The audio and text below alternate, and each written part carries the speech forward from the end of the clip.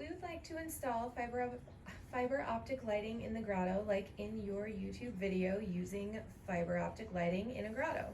The question is, how do you install the strands, pre or post gunite? If pre-gunite, how to spray without damaging the fiber strands? Also, do you need to protect the strands with some sort of tubing? If post-gunite, how do you install and hide the individual fiber strands? So the easiest way to do it is pre-guniting. The challenge with that is keeping the strands exactly where you want them.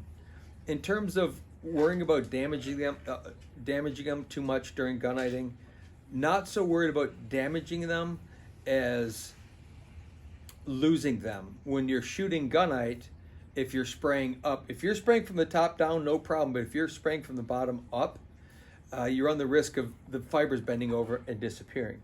If you're shooting from the top down and say you have whoever's building the grotto tie a layer of metal lath that you could then feed those down through, and they shoot from the top and fill in, you won't damage the fiber so much, because once all the finish work is done, you go back and you literally trim each one of those fibers with a hot knife, so you'll get a clear end to it. You're not so worried about what the edges of the fiber look like, but really what the end of the fiber looks like.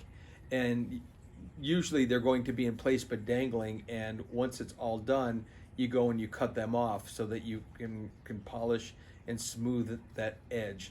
So I think, to answer it, the best thing to do would be pre-install the fiber dangling down into the grotto, and most importantly, shoot the grotto from the top down versus from the bottom up. Because if you're shooting up into those fibers, you're going to lose all those fibers and you'll never be able to find them in the concrete afterwards. So hopefully that helps. I don't know that there's really a system out there to try to do afterwards. I guess it would be possible if the gunite was shot thin enough that you could drill holes through and feed those down, pull all the fiber back, and then recoat the top of the grotto.